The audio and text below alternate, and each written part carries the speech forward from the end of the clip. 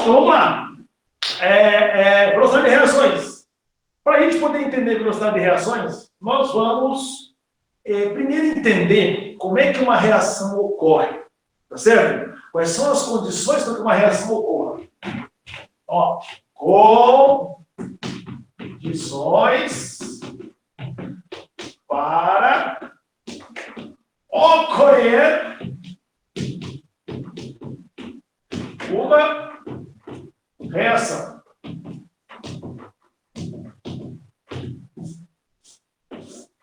Tá? Então, antes de nós entendermos como é, se é uma reação mais rápida, se ela é mais lenta, primeiro eu preciso entender como é que uma reação ocorre. E são 3 fatores, tá bom? Primeiro deles, para que uma reação química ocorra, a primeira coisa que deve acontecer é contato entre os reagentes.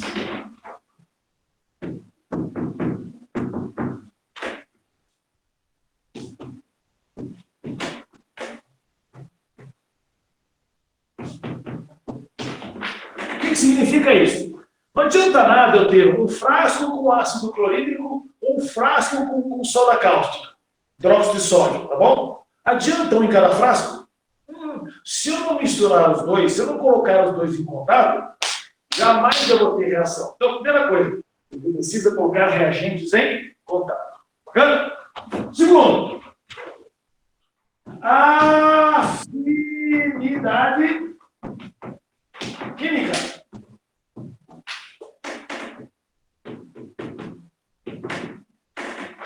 Isso quer dizer o seguinte: por mais que você coloque dois reagentes em contato, 2 substâncias em contato, isso não é garantia que uma reação vai ocorrer. Tá certo? Você quer ver uma ideia? Por exemplo, se eu pegar nitrato de sódio e colocar com cloreto de potássio, não vai haver reação nenhuma. São 2 sais. Então quando eles têm a mesma função química, não vai acontecer reação? Em geral é isso. Tá bom? Então, se eu pegar nitrato de sódio e cloreto de potássio, não acontece nada. Por mais que você coloque os dois no mesmo recipiente. Tá certo? Então, além de você ter contatos de agentes, é necessário que entre eles haja alguma afinidade. Por exemplo, um ácido e uma base.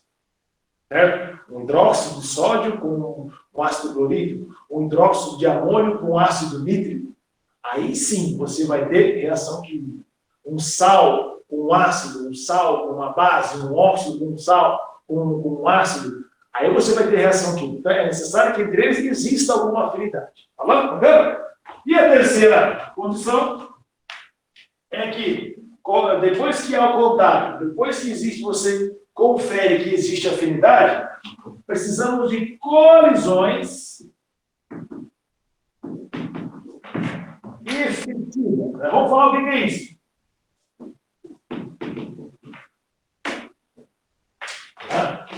O que são colisões? Colisões ou choques, como você achar melhor chamar, tá? Choques eficazes, choques efetivos, colisões efetivas, como você achar melhor. Então, por mais que você coloque 2 reagentes em contato, tá bom? Você coloque que eles tenham afinidade química, se não houver o mínimo de colisões para que essa reação ocorra, não adianta nada. Como assim colisões? Como é que as moléculas rompem as suas ligações para se transformar em outras coisas? Já daqui a pouquinho aqui. É preciso que entre elas exista uma certa energia. Ou seja, as moléculas precisam colidir de alguma forma, e nessa colisão é que as ligações se quebram ou se formam. Então, uma coisa é você pegar uma colisão assim, ó, pum, bateu com força, de frontal. Outra coisa é uma colisão assim, ó.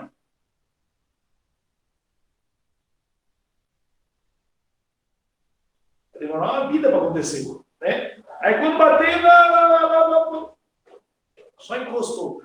Então é preciso que essas colisões sejam com energia suficiente para quebrar ligações e formar outras. Certo?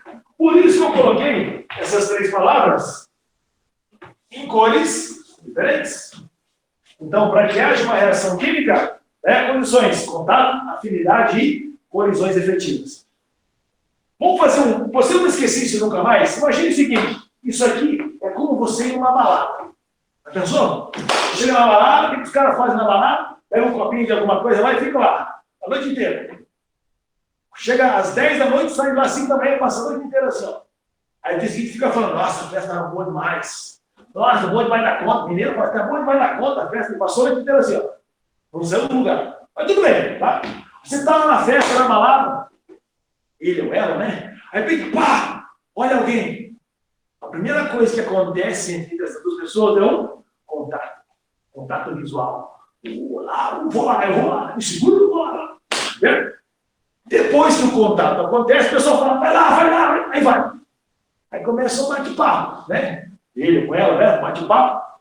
Se houver afinidade no bate-papo, aí a coisa vai andar. Agora, se não houver afinidade, se você quer falando de camisa amarela e a outra pessoa estiver falando de planeta azul, não vai rolar. Tá certo? Não dá certo. Você precisa ter afinidade. Então, dá um contato, depois afinidade. Então, se rolar o contato, se rolar a afinidade, as colisões são inevitáveis.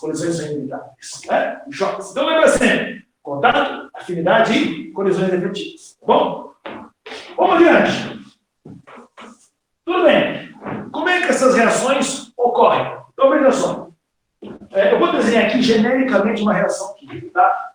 A2 mais B2. Quem é 2 e B2? Não sei, não me interessa, tá? Só para você poder entender. Eu vou desenhar aqui a substância A2 como sendo duas bolinhas amarelas, tá bom? O átomo A é bolinha amarela. Como são dois aqui, eu vou desenhar duas bolinhas amarelas. Entre eles existe uma ligação. Eu coloquei aqui em azul. Acho que precisa para perceber aqui. Quem é a substância B? A substância B, vamos usar aqui bolinhas um pouquinho maiores, roxinhas, certo? Átomo B, como são dois, vamos desenhar duas bolinhas assim. E aqui existe, ó, uma ligação entre esses dois átomos. O que está acontecendo? Para que essa reação química aconteça, eles devem estar no mesmo recipiente, é o tal do contato, eles têm afinidade química, eu garanto que a reação vai ocorrer com o desenho do contato, e que eles tenham colisões efetivas. Ou seja, um vai bem em direção ao outro, assim, ó, de frente, com velocidade suficiente para isso. Então, as duas moléculas estão, ó, se deslocando uma em direção à outra. O que vai acontecer? Pum! Vão se bater, tá certo? E quando elas se baterem, acontece isso aqui, ó.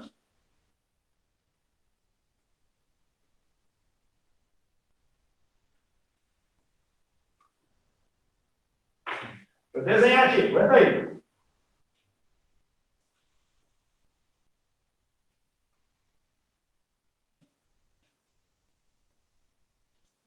Ó, o que acontece é isso aqui. As ligações das bolinhas amarelas se enfraquecem por causa da pancada. Ó, vou desenhar aqui um pontilhadinho, um tracejado, indicando essa ligação original. Aí, a mesma coisa acontece na outra molécula. Aquela ligação não é mais tão intensa, agora ela ficou fragmentada. Ao mesmo tempo, começam a aparecer, deixa eu pegar aqui em laranja, começam a aparecer novas ligações. Aqui, ó. Começa a aparecer uma ligação aqui e começa a aparecer uma ligação aqui. O que eu formei aqui? Eu formei um bagulho só, que a gente chama de A2B2. Tá bom? Mas isso aqui geralmente não aparece na reação química, mas você vai entender o que eu quero dizer com isso aqui. Bom, depois disso, o que acontece? Houve a colisão, as ligações originais se romperam, que era essa azulzinha aqui, que era essa amarelinha aqui, se romperam e as ligações amarelas aí começaram a aparecer. Laranja não, eu estou daltônico. Laranja. Tá? Aí aconteceu isso, ó.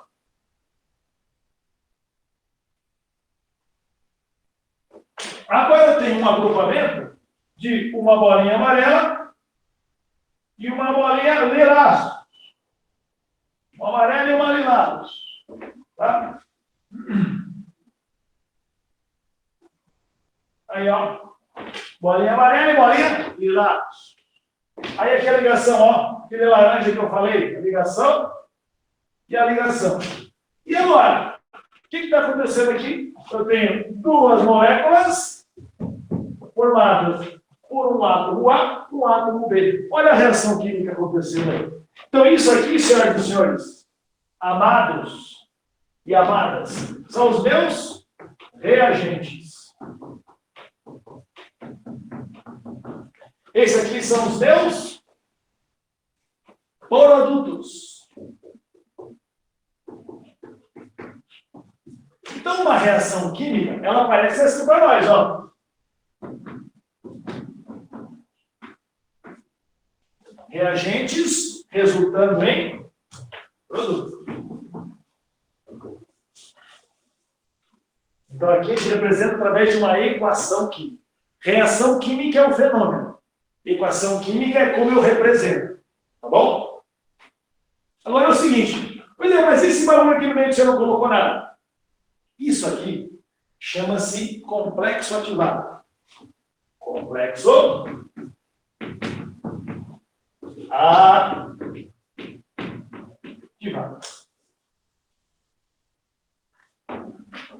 Se uma reação não formar um complexo ativado, ela não ocorre. Tá bom? Então, toda reação química, para acontecer, tem que formar um tal de complexo ativado. Então, o que é um complexo ativado? Então, acompanhe comigo o raciocínio. Você está vendo que ele está bem entre reagentes e produtos, né? Então, a definição é assim, ó, complexo ativado é um estágio intermediário entre reagentes e produtos, onde as ligações originais, que no meu caso aqui era azul e amarelo, estão se rompendo e as novas ligações estão se formando.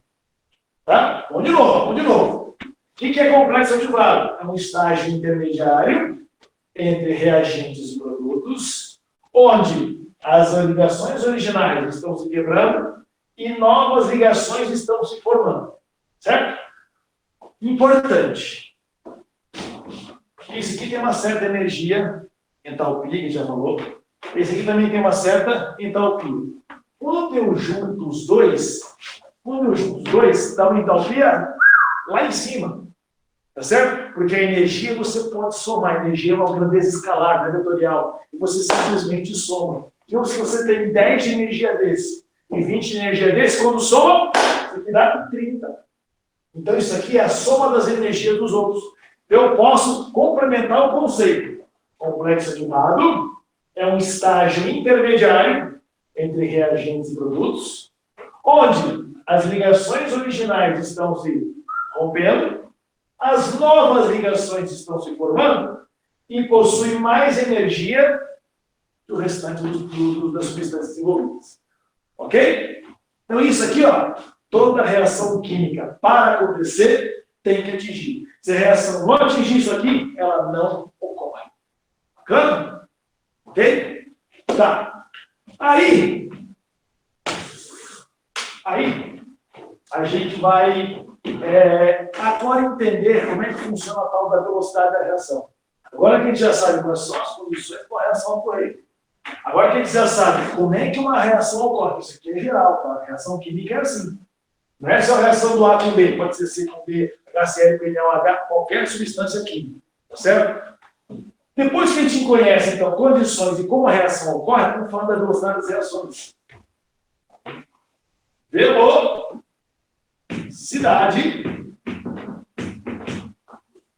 das reações. Então, vamos chamar apenas de V, tá bom? Velocidade é V. Para facilitar a nossa vida. Você lembra como é que a gente calculava lá na física a velocidade de um carro, de um móvel, de um corpo em queda? Lembra como é que a gente calculava? Delta S sobre delta V? Velocidade média, né? Deslocamento dividido pelo tempo. Deslocamento escalar dividido pelo intervalo de tempo. Aqui é alguma coisa parecida. Nós vamos calcular nas reações químicas uma velocidade média. Tá bom? É possível calcularmos uma velocidade instantânea? Sim, mas não está muito na nossa alçada isso aqui, não. Até porque não tem que você colocar um velocímetro lá na reação aqui. Não me interessa tanto assim. Me interessa, sim, a velocidade média.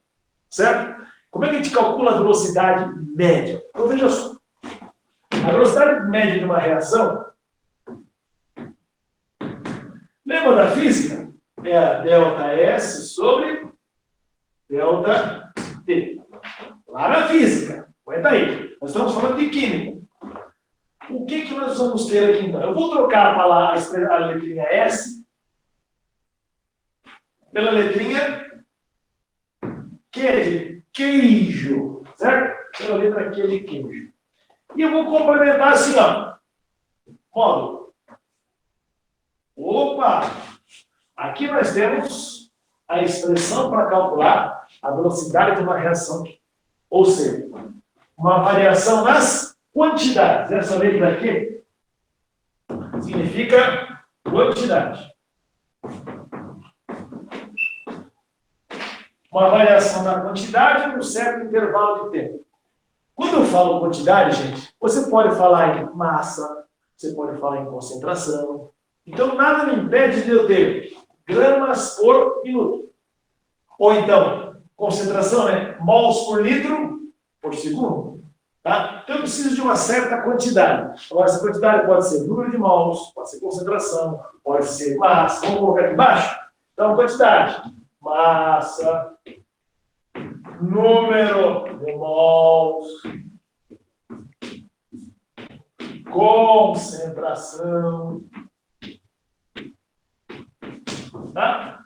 E outras coisas que você puder entender como quantidades, tá certo? Então, é assim que funciona o cálculo de uma reação química. Agora, por que tem aquela barrinha, aquelas duas barrinhas ali? Lá na maior temática, lá da Tati, lá do Carlos, né? Do Orestes, a maior temática, quando você coloca lá essas duas barrinhas, significa módulo.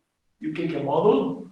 É você que vai desconsiderar um sinal depois que você fizer a operação que está ali dentro. Tá certo? Ah, fiz um cálculo aqui dentro, deu negativo. Desconsidere o sinal, porque é só o valor numérico. Ah, isso é positivo. A mesma coisa. Desconsidere o sinal e fique só com o valor numérico. Ou seja, me interessa apenas o valor numérico. Agora, por que tem essas duas barrinhas aqui? O que ela vai fazer? Bom, para isso eu preciso apagar um par. Tá? Para quem quiser tirar um printzinho da tela aí, fique à vontade. A hora é essa.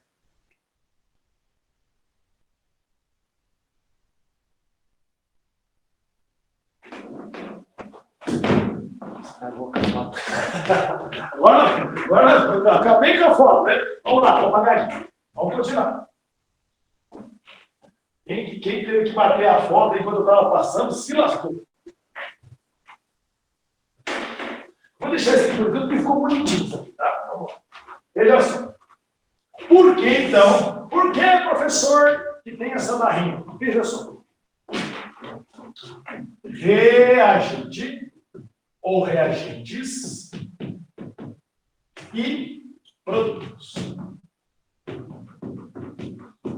Toda reação química precisa consumir, gastar os reagentes para que eu forme os produtos, certo? Isso é regra. Então, reagentes serão consumidos. E os produtos serão formados. O que significa isso? Significa que reagentes, à medida que o tempo passa, a quantidade deles vai caindo. Tem um cara comprando um azulejo, vocês não estão vendo. Então, haverá sempre uma queda na quantidade. Por quê? Porque eu estou consumindo. Consumir significa eu vou gastar. Ou seja, aquela quantidade que eu tinha começa a diminuir. E automaticamente, quando eu começo a produzir alguma coisa, eu começo a aumentar a quantidade. Bacana? Vamos pôr no gráfico? Veja só.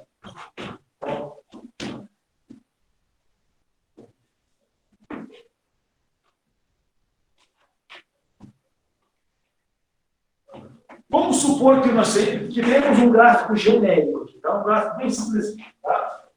Na vertical nós temos as quantidades, na horizontal nós temos o tempo. Tá? Está acontecendo essa reação.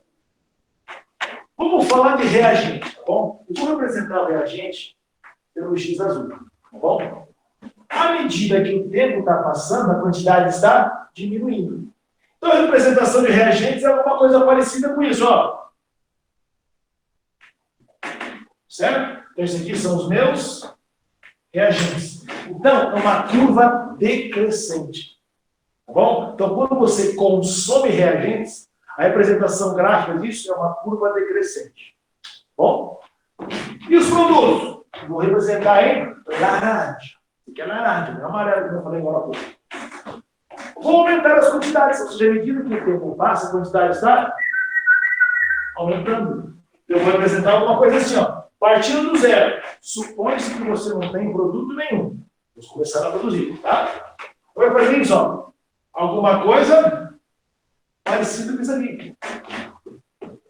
Ou seja, nós temos uma curva crescente.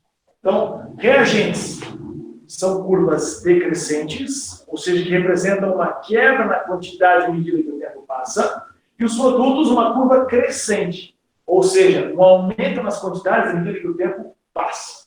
Bacana? Agora veja o seguinte. Agora que nós já entendemos mais ou menos como é... Ah, eu posso ter mais de um reagente? Mais? Não pode. Eu posso ter uma coisa assim, ó.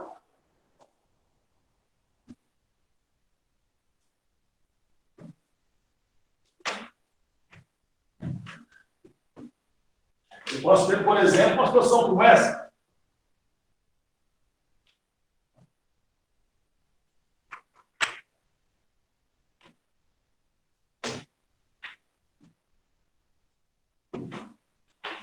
Pode ser? Eu tenho aqui um reagente 1, aqui um reagente 2. São duas linhas diferentes, que começaram com quantidades diferentes. E aqui eu tenho dois produtos. Pode chamar de produto 1 e produto 2. Como é que eu sei que é produto? Porque a curva é crescente. Tá? Sempre partindo do zero. A não ser que ele fale no exercício que você já tem uma certa quantidade. Mas, em geral, vamos partir do zero. Então, ó, é só você lembrar. Cresceu, produto. Caiu, reagente. Bom, nós vamos pagar aqui no meio. Depois eu deixo você tirar o print do quadro, bater foto, arriscar, pintar, copiar, o que vocês quiserem fazer.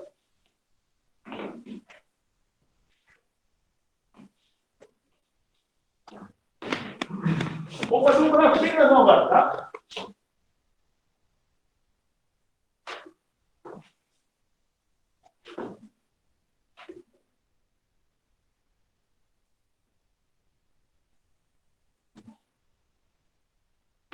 Quantidade, tempo.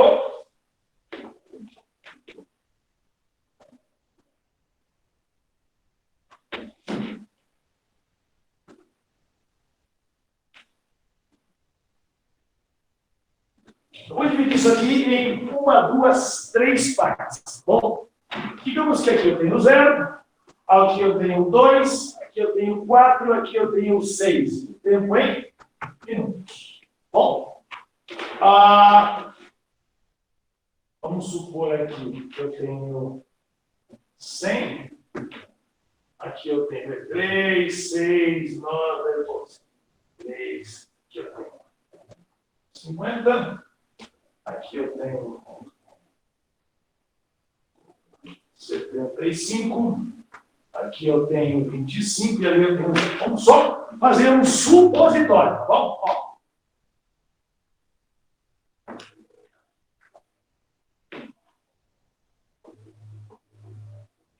Só para você poder entender o que eu vou fazer aqui. Veja só. Eu vou fazer 3 linhas, uma em cada trecho, tá? Esse trecho aqui, ó, vou chamar de trecho 1. Esse aqui eu vou chamar de trecho 2. E esse eu vou chamar de trecho 3. Certo?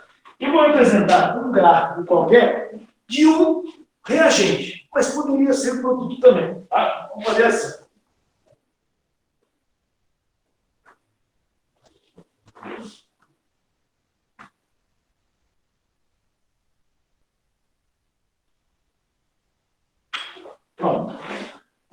óbvio que eu fiz uma representação com 3 linhas retas. Mas imagine que isso aqui é uma pequena curva. Mas é só você poder entender. Uma representação é igual aquela daquele primeiro, tá? É uma curva decrescente. Como é que eu vou calcular, por exemplo, a velocidade? Digamos que isso aqui seja em mols, tá? Mols por minuto. Como é que eu vou calcular a velocidade no trecho 1? Então, a velocidade no trecho 1 será a variação da quantidade em módulo dividido pelo tempo. Agora você vai entender por que do módulo. Tá? Velocidade no trecho 1. Quando você tem delta, você faz final menos inicial. No trecho 1, visto que ele faz isso, no trecho 1, o ponto final é esse aqui, ó, 50. E o inicial é esse aqui, 100. Você faz 50 menos 100. Já sacou por que tem um módulo na história? Ó, tem módulo, esquece não. Dividido por, quando ele atinge 50, o tempo é 2 minutos. Menos, já que é delta T. No 100, eu estou no tempo zero. Então, isso aqui vai dar quanto?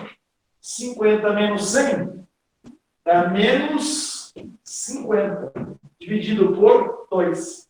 E aí que entra o módulo na história.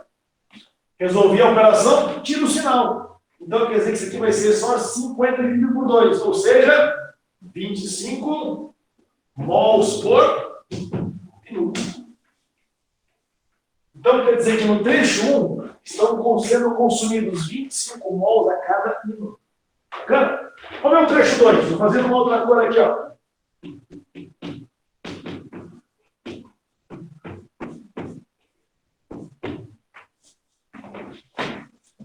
A gente parte do mesmo princípio. Vamos no trecho 2. Módulo.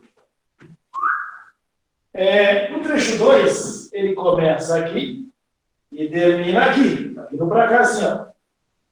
No trecho 2, o final é 25 e o inicial é 50. Então fica 25 menos 50 em módulo.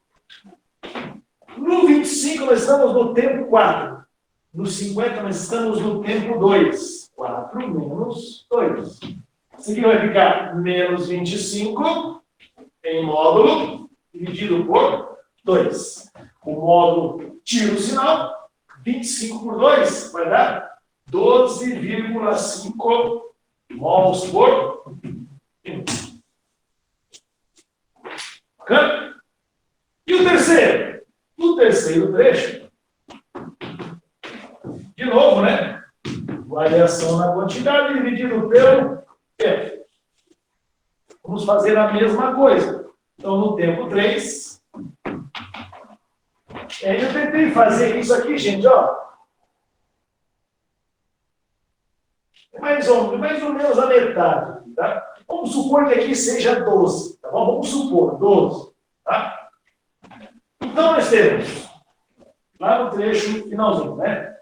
12 não, perdão, 13. Vamos supor que aqui seja 13, ó. 13. Estamos supondo que seja 13. Então, nesse trechinho aqui nós estamos na quantidade 13 e aqui na quantidade 25. Então, você faz 13 menos 25 em módulo. Dividido por, nós atingimos 13 no tempo 6. E 25 era tempo 4. Você faz 6 menos 4. 13 menos 25 vai dar menos 12. Dividido por 2.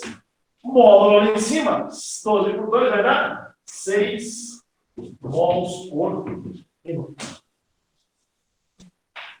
A professora podia pegar entre 2 e 6? Podia. Então, uma velocidade média entre esses dois intervalos. Aí podia fazer entre 0 e 6? Podia também. Ia ter um intervalo de 6 minutos, ia ter velocidade média da reação inteira. Mas eu posso fazer por trechos também. Certo? Então veja só, 25, 12,5, 6. Nós vamos tirar duas conclusões aqui. Primeira conclusão. Os intervalos de tempo são os mesmos. 2 minutos, 2 minutos, 2 minutos. Veja só. 2 minutos, 2 minutos, 2 minutos. Aqui, 25 mols por minuto. Aqui, 12,5 e aqui, 6. Por que a tendência é cair cada vez mais? Porque você tem muito menos produto disponível. Quanto menos produto você tem disponível, você consumiu um monte, a reação vai acontecer, mas ela acontece muito mais lentamente. Tá certo? Tem galera que nem aquela fome. Você vai começar a comer, você está louco de fome, faz um prato de índio, assim, né? Você vai brincar de índio, fica se escondendo atrás do monte lá, tá? Você faz um prato enorme, certo? Você come vorazmente no começo. Quando começa a chegar no final do prato, você está diminuindo a velocidade.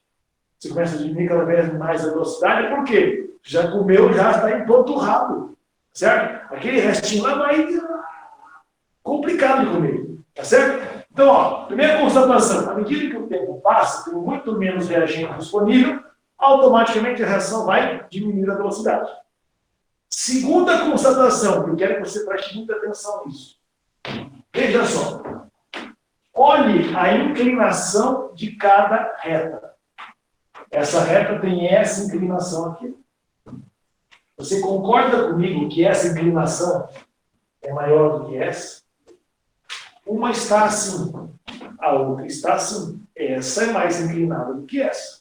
Certo? Ó, é como se estivesse subindo. Uma delas parou aqui, a outra continuou subindo. Essa é mais inclinada do que essa. Esse valor é maior que esse. Tá vendo? Quanto mais inclinada for a curva, mais rápida é a reação naquele trecho. Veja esses outros dois aqui, ó. Entre esse trecho e esse trecho,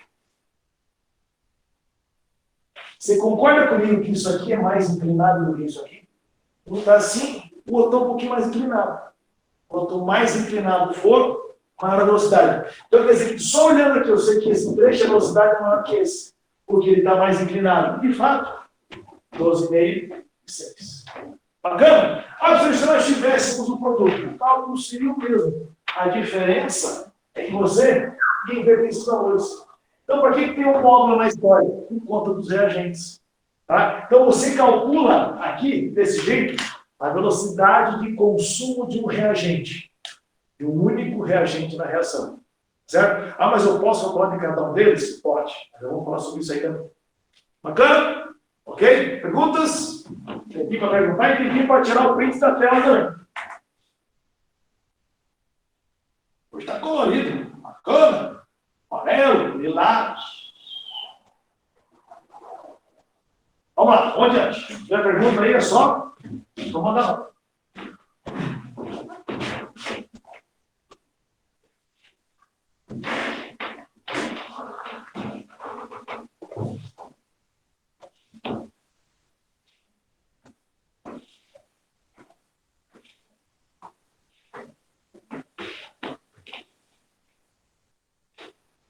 Seguinte, nós acabamos de ver um cálculo que eu fiz. E o cálculo que eu usei aqui foi para que eu pudesse determinar a velocidade de consumo do reagente. Então, essa fórmula aqui, ó, velocidade média, ΔQ sobre ΔT. Esta fórmulazinha aqui calcula a velocidade de consumo de um reagente numa reação. Eu vou escrever aqui embaixo. Calcula, já vou explicar por quê. A velocidade de consumo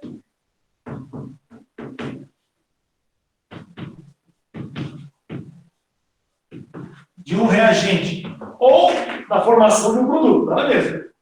A fórmula é exatamente a mesma. Então, essa fórmula calcula a velocidade de consumo de um reagente ou calcula a velocidade de formação de um produto. É a mesma fórmula. Tá certo? Agora, vou colocar uma outra fórmula aqui do lado, que é essa daqui. Velocidade média, ΔQ, sobre... Vai que apareceu um bagulho aqui, ó. Opa, tem pergunta? Opa, pergunta! Pergunta, fica lá. Professor, isso pode relacionado à combustão? Sim, qualquer reação química. Qualquer reação química pode ser colocada aqui. Combustão, oxidação, neutralização, decomposição, qualquer reação química. Essa é essa? Você queria saber? Então vamos lá, gente, tá? Aí aparece esse. Tá? Aí vai ficar assim, ó, delta T. Qual é a diferença dessa forma para essa forma? Somente o X. Assim, ó. X. Tá? Só o X. Então, isso aqui é diferente disso? Isso aqui, gente, significa o seguinte: velocidade. Calcula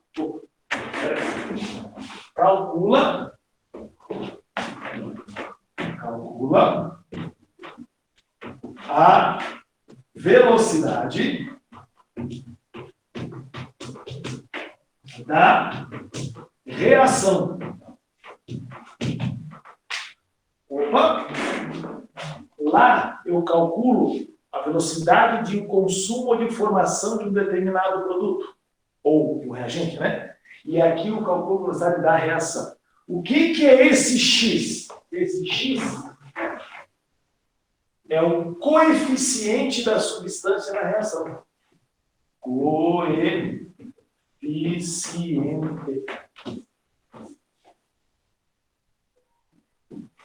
Você quer ver uma coisa? Olha só. Confia em mim. Veja só. N2 mais 3H2 dando 2NH3. Certo? Essa aqui é a reação de formação da amônia. Gás amônio, gás extremamente irritante, muito utilizado na fabricação de produtos aí envolvendo fertilizantes, explosivos também. Então, aqui a amônia, aqui o gás nitrogênio, aqui o gás hidrogênio. Tá? Perceba o seguinte, vou colocar numa outra cor. Coeficiente do N2, 1. Coeficiente do H2, 3. Coeficiente do NH3, 2. Certo? Isso aqui, ó, é reagente. Isso aqui é reagente. Isso aqui é produto. O N2 está sendo consumido. Como é que eu calculo a velocidade de consumo do N2? A velocidade de consumo do N2 é variação da quantidade do N2 da reação dividido pelo tempo. Certo?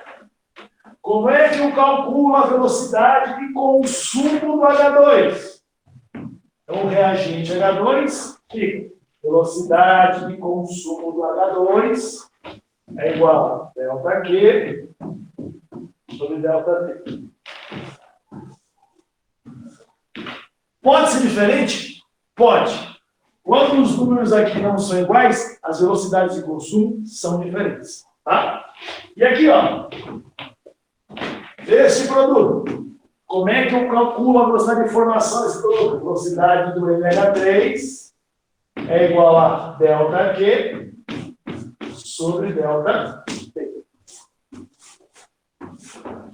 Tá? Então, eu posso calcular separadamente as velocidades de consumo dos reagentes e a velocidade de formação do produto. E podem ser diferentes, não há nenhum problema em relação a isso.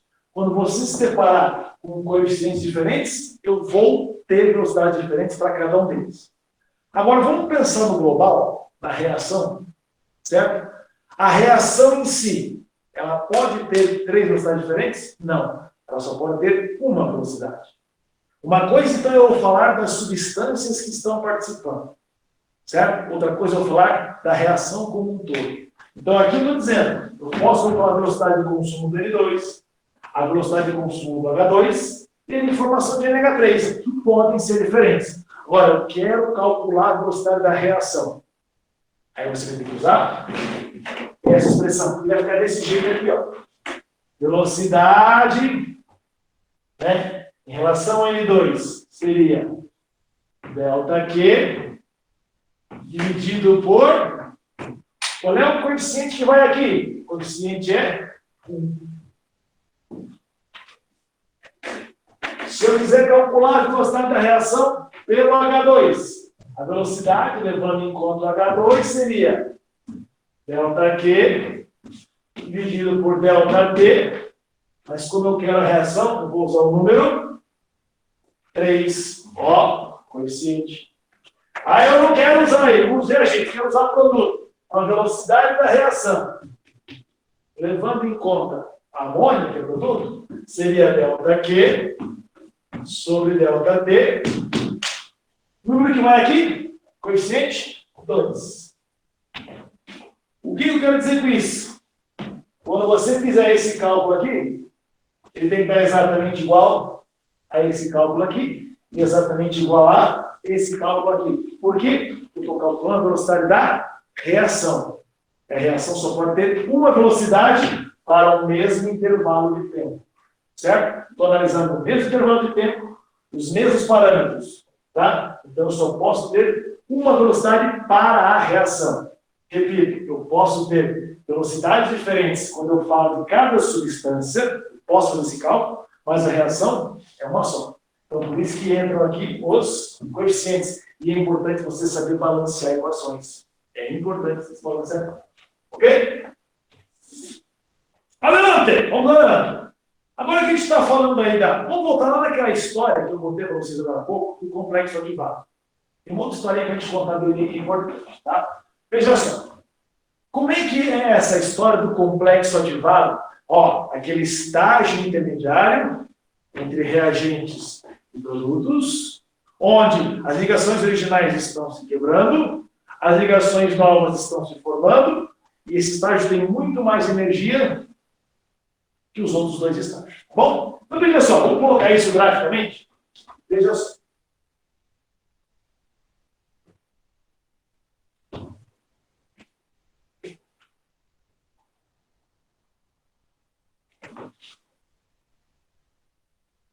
Aí tem que desenhar dois, Vou ter que bater duas fotos, se você quisesse. Então, aqui, ó. Estou falando de energia da entalpia. Entalpia. E aqui pode ser o tempo de reação. Aqui também. Tá? Aqui vou representar uma reação endotérmica. Lembra dela? Que ela precisa ganhar energia. E aqui uma reação exotérmica. Lembrou? Aquela aqui libera energia. Então, veja só. Vamos relembrar alguns conceitos importantes aí. Numa reação endotérmica, o ΔH é positivo. Vimos isso já anteriormente. Quem é que tem mais energia? Produtos ou reagentes? Para que a resposta seja positiva, visto que a fórmula que eu uso, lembra da fórmula? ΔH, produtos menos. E aí? Para isso aqui ser positivo, o H, os produtos devem ser maior que os reagentes. Então, a reação endotérmica é assim, ó.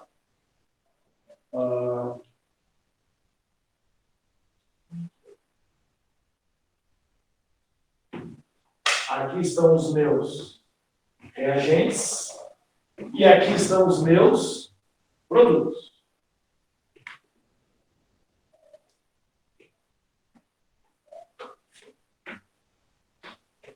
Certo? Vamos lembrar daquela história que eu comentei lá no início da aula? Aqui era o A2 mais o B2 e aqui era o 2AB. Certo? Reação endotérmica. Lembra, né, que eu tenho aqui? Fazer a setinha subir. Agora a setinha sobe, quer dizer que está ganhando energia. Tá bom? Então, eu preciso dar energia aos reagentes para que eles ganhem energia e assim a reação se processa. Mas o detalhe é o seguinte: aonde é que entra o complexo ativado na história? Ele deve estar aqui no meio, ó, nesse trechinho. Tá certo? E eu falei que o complexo ativado ele tem mais energia que as outras substâncias sozinhas, não é isso? Então, é como se o complexo ativado estivesse aqui assim, em termos de energia. Então, os reagentes têm que atingir aquele ponto lá em cima, para depois a reação voltar para cá. Oh, bacana, cara, olha só. Nesse ponto aqui, nós temos o complexo ativado. É aquela substância que eu chamei de A2, B2. Então, aqui nós temos o complexo ativado. Agora, veja só. Se eu trouxer aqui para a minha esquerda, veja como a entalpia do complexo ativado é maior que de produtos e de reagentes. Lá do conceito, né, complexo ativado, o estágio intermediário, tá no meio, com mais energia que produtos e reagentes, onde as ligações originais estão se quebrando e as ligações novas estão se formando. Essa é a cara de uma reação química, levando-se em conta o complexo ativado endotérmico. Bacana? Como é que é a exotérmica? É o contrário. Na exotérmica, o ΔH é negativo. Para que isso seja negativo, reagentes têm que ter mais energia. Aqui os meus reagentes, os produtos, aqui embaixo. Ó. Vamos usar aquele mesmo exemplo que eu dei para você lá no começo da aula. Esse aqui é o A2, B2. Esse aqui é o 2, AB. Lembrando que o complexo ativado deve estar entre eles e tem mais energia, não está por aqui assim, não. Então, para que essa reação ocorra, é necessário que aconteça isso. Ó. É preciso atingir aquele estágio de complexo ativado. Aqui nós temos o A2, B2. Veja, ó, o complexo ativado tem mais energia que produtos e reagentes. Então, essa é a cara de um gráfico que mostra como a reação química se processa. Beleza? Agora, veja uma coisa. Como é que esse reagente sai daqui para cá? Sozinho? É que nem aquela história assim. X, suba. Ele não vai subir sozinho. Com a força do pensamento. Não vai subir. É necessário que alguma coisa aconteça com ele, ou seja, que eu dê uma energia inicial para ele, ó. Certo? Aí ele sobe.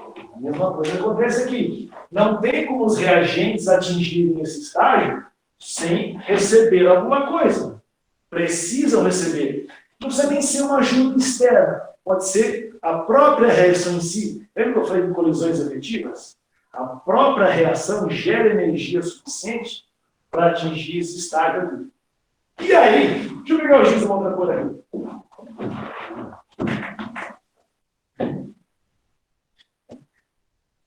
E aí, vai aparecer um novo personagem aqui, ó. Que é isso aqui. Esta diferença, sempre partindo dos reagentes e chegando até o complexo ativado. Isso aqui se chama energia de ativação.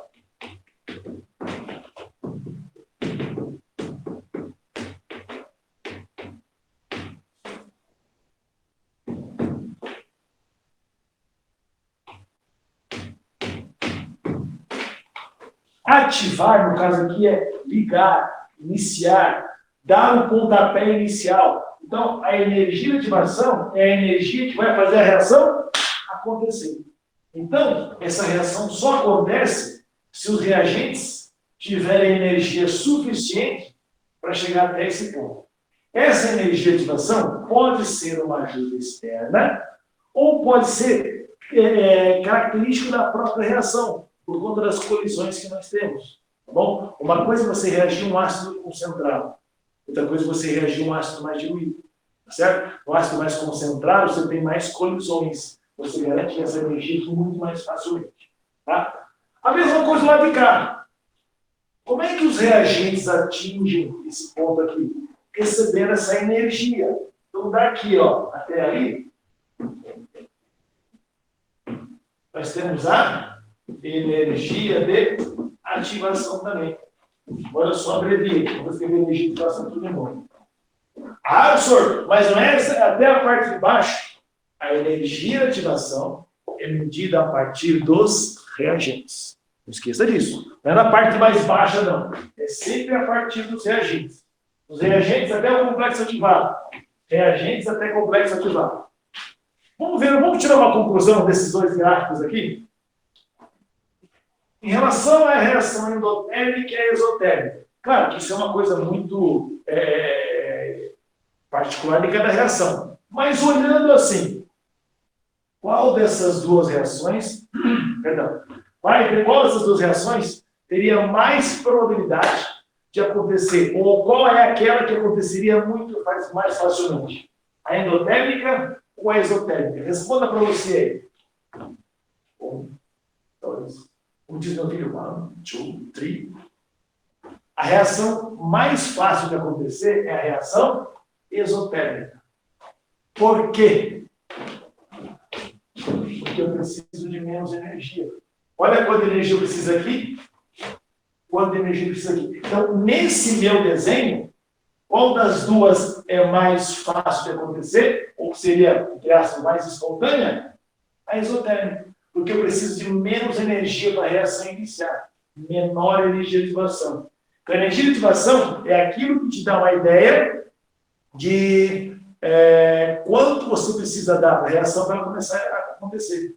Quanto menor a energia de ativação, mais rapidamente ela ocorre.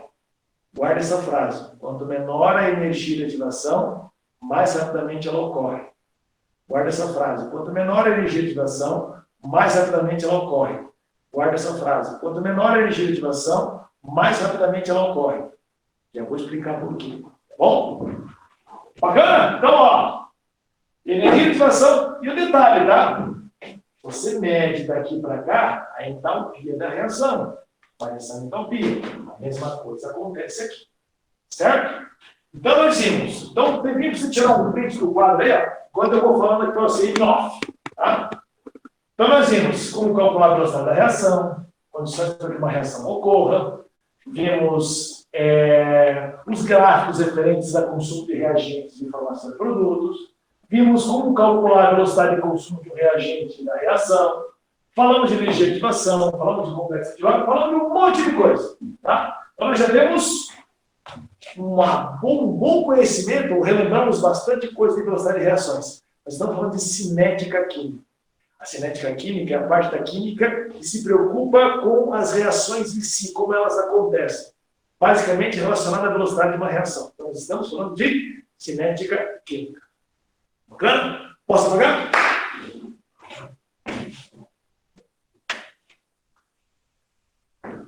Agora que a gente sabe como as reações ocorrem, que a gente sabe, você pode fazer perguntas aí, viu, gente? Não espera eu parar, não. Quem para a aula são vocês, sou eu. No bom sentido, tá? Então, agora que a gente viu, então, como é que a reação ela se processa, vamos falar um pouquinho agora do que influencia na velocidade da reação. Vou pegar aqui um X branco. Fatores que influem ou influenciam, né, na velocidade da reação. Velocidade é uma palavra muito grande, vou deixar só para o velô. Fatores que influenciam na velô da reação. São 5 fatores. 5. Tá? Vamos falar de todos eles. A temperatura, a pressão, a superfície de contato,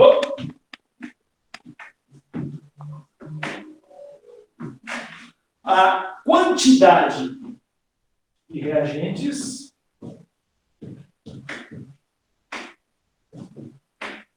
e o tal do catalisador.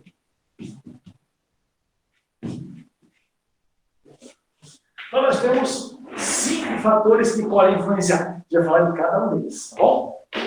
Vamos lá. Nossa,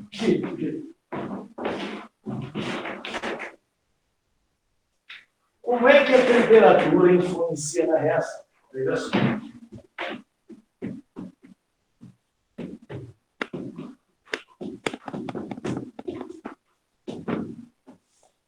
Tá? Vamos colocar aqui a abreviação de temperatura como T. Tá? Vamos lá. Então, digamos que você tem uma reação química ocorrendo. Consumiu reagentes, formou produtos, beleza, aconteceu a reação. Essa reação provavelmente aconteceu numa certa temperatura. O que acontece com a reação se eu aumentar a temperatura da reação? Ela acontecia a 20 graus. Digamos que agora eu coloco todo o ambiente onde a reação está ocorrendo a 100 graus. O que acontece? Então, veja só. Quando nós aumentamos a temperatura. Vamos lá no conceito da física. O que é a temperatura? Medida da agitação térmica média das moléculas ou partículas de um corpo. Então, quando você tem uma certa agitação, você tem uma certa temperatura. Tá bom? Quanto maior a temperatura, maior a agitação. Então, se eu fizer a temperatura da reação subir, o que acontece com a agitação das moléculas? Sobe. Então, ó, aumenta a agitação das moléculas. E se as moléculas se agitam mais? Você concorda? Ó, aqui uma certa temperatura. Vou aumentar a temperatura. Você concorda que as colisões acontecem mais? Aumentam? Então, se aumenta a agitação, aumentam também as colisões, os choques entre as moléculas. E lá no começo nós vimos que é uma condição para que uma reação ocorra, os choques efetivos. Quanto mais choques acontecem, mais rapidamente uma reação ocorre. Então, se você aumentar a temperatura de uma reação, as moléculas ficam mais agitadas, elas se chocam mais, consequentemente, acontece um aumento da velocidade da reação. Então, quanto maior a temperatura, maior a velocidade da reação. Parênteses! Para tudo! Para que serve geladeira? Para esfriar os alimentos. A geladeira está baseada nesse princípio aqui, ó, nesse fator que influi na velocidade da reação. Você comeu um arroz, tá bom? Aí você fala assim, vou guardar um arroz para comer de noite. Né? Aquela comidinha japonesa, sorobô. Sorobô do almoço você come na janta. Tá? O resté d'ontem, francês, o restou de ontem, resté d'ontem. Mas sobrou do almoço. Aí você faz o seguinte, coloca esse arroz em 2 vasilhas exatamente iguais, com as mesmas quantidades. Coloca um dentro da geladeira e deixa um fora da geladeira. Qual dos dois estraga primeiro? O de fora da geladeira. Por quê? Dentro da geladeira você abaixou a temperatura. Ao abaixar a temperatura, você diminui a agitação de todas as moléculas daquele sistema. Diminui a agitação, você diminui as colisões.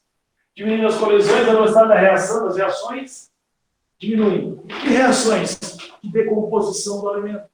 Então, quando você coloca alguma coisa na geladeira, está baseado nisso aqui, ó. Você vai diminuir a temperatura para diminuir a velocidade da reação de decomposição do alimento. Se você deixar o arroz fora da geladeira e o arroz dentro da geladeira, qual deles estraga primeiro? O arroz que está fora, porque a temperatura está mais alta e a velocidade da reação de decomposição é maior. Ele vai estragar primeiro que o da geladeira. Não é que o da geladeira não estraga, não é isso. Ele demora mais, porque você baixou a temperatura.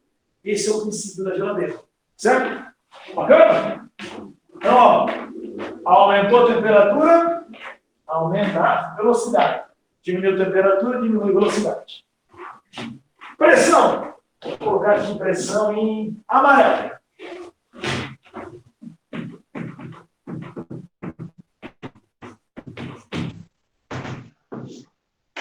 Então vamos lá. Pressão.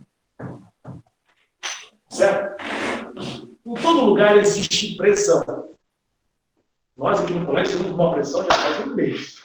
Mais de um mês já. Tá? Mas é o seguinte, todo ambiente tem pressão, certo? Por mais que uma reação ocorra, né, num ambiente que não seja propício, um local físico, quer dizer, existe a pressão atmosférica naquele local.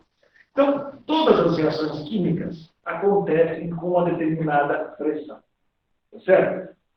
Então, a reação ocorreu, está numa certa pressão. A pergunta é, se eu modificar a pressão, o que acontece com a velocidade da reação? Vamos fazer o mesmo raciocínio anterior. Se nós aumentarmos a pressão, em que acontece uma reação química. O que acontece com a velocidade? Então, olha só. Tenta pensar comigo. Vamos fugir um pouquinho da caixinha, vamos viajar um pouquinho na cabeça. Tá bom? Imagine que eu tenho um recipiente aqui. Esquece lá, tá bom? Tem um recipiente. Tá bom? Está cheio de gás. Se eu quiser aumentar a pressão desse gás, o que eu faço? Eu empurro essa parte de cima aqui, eu digo que fica mais pressionado. Você está numa festa tem 10 pessoas, bacana. Aí entra mais 200 pessoas, você fica todo exprimido, você está mais pressionado. Tá bom? Então o que acontece? Eu estou diminuindo o espaço. Opa! Então pensa na seguinte ideia. Ao aumentar a pressão, você diminui o espaçamento entre as moléculas. Ao diminuir o espaçamento, essas moléculas tendem a se chocar mais, certo? Ao diminuir o espaçamento, você aumenta as colisões, aumenta os choques entre as moléculas. Você está numa festa, né? Está lá, ó, gostando da festa. Está sozinho na festa. Aí você solta a frente. Tá vendo? Tá? Começa a encher de gente, você não dá para soltar a frente, você está dançando mesmo. Tá? Porque você se mexe aqui, você esbarra um monte de gente. Então, por mais que você se mexa, você vai esbarrar em muito mais pessoas. Então, um espaço muito menor, as colisões acontecem mais. E quando as colisões acontecem mais, o que acontece com a velocidade da reação? Aumenta a velocidade. Então, quanto maior a pressão, mais rapidamente uma reação ocorre. Tá? O raciocínio é bem parecido com o de cima. Bacana? Próximo, superfície de contato.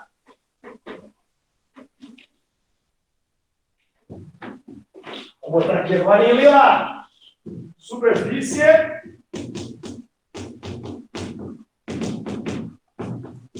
de contato. Para que você entenda a superfície de contato, eu vou fazer o seguinte.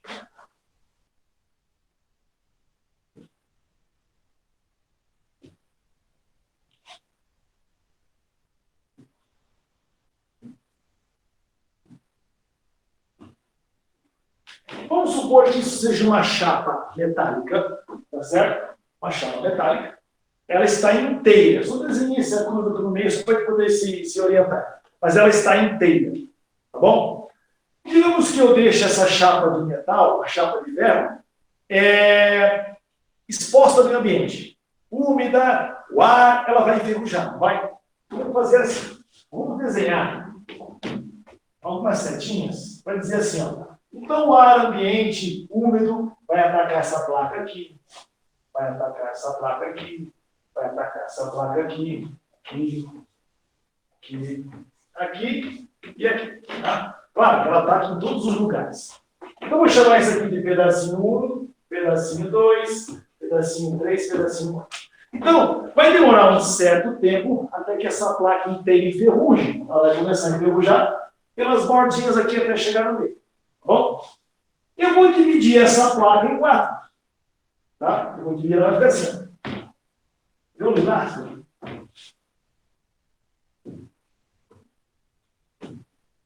Esse aqui é o 1.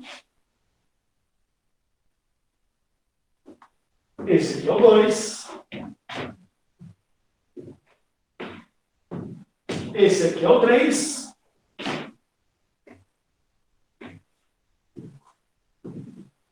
E esse aqui é o pedacinho 4. O que nós tínhamos originalmente? Nós tínhamos o ar atacando assim, ó, em cima e à esquerda. No 2, embaixo e à esquerda. O que nós tínhamos no 3? Em cima e à direita. O que nós tínhamos no 4? Embaixo e à direita. É isso? Só que agora, como eu fragmentei a minha peça, eu tenho mais espaços para que o ar ambiente úmido ataque essa placa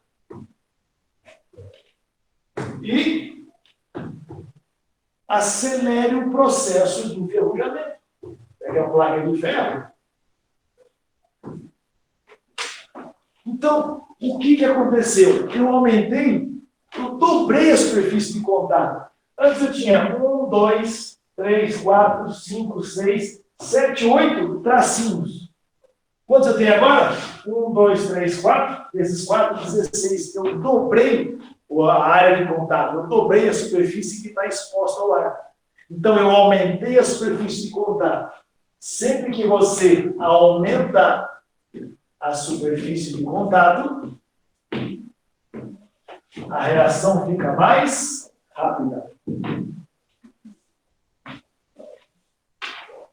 Certo? Professor, como é que se aumentou? Gente, presta bem atenção. Aumentar a superfície de contato pode ser sinônimo de fragmentação. Quanto mais fragmentada alguma coisa está, maior é a superfície de contato. Veja que eu tenho 4 pedacinhos e aqui eu só tenho um pedação.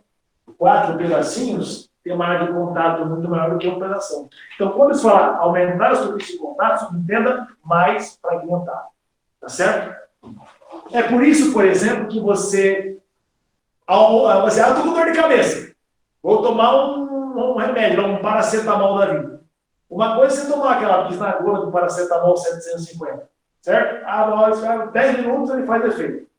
Se você pegar esse mesmo comprimido de paracetamol e mastigá-lo, o que você está fazendo? Você está fragmentando, você está aumentando o superfície de contato. O tempo de reação dele é mais rápido, menor. Perdão, a reação se processa muito mais rapidamente. Então, se você mastigar o comprimido, ele vai fazer efeito muito mais rápido. Por quê? Você aumentou a superfície de contato, fragmentando ele, e aumentou a velocidade da reação. Mas eu não acho que mastigar não vai arretar mal, que eu não gosto. Isso é outro problema. Certo? Carvão. Vai para fazer um churrasco, tá bom? É bom pegar carvão bem miudinho ou carvão com uns pedaços maiores. Se você pegar carvão muito miudinho, rapidinho vai queimar. Ele pega fogo rápido, mas se consome rápido também. Por quê? Está mais fragmentado, uma maior superfície de contato, a velocidade da reação de consumo desse carvão mais fragmentado é maior. Então é bacana você ter um carvãozinho um pouquinho maior, os pedacinhos um pouquinho maiores, vai demorar mais a ser consumido. Então, pedaços maiores demoram mais. Bacana? Deu para entender a superfície de contato? Quantidade de reagentes. Quantidade de reagentes.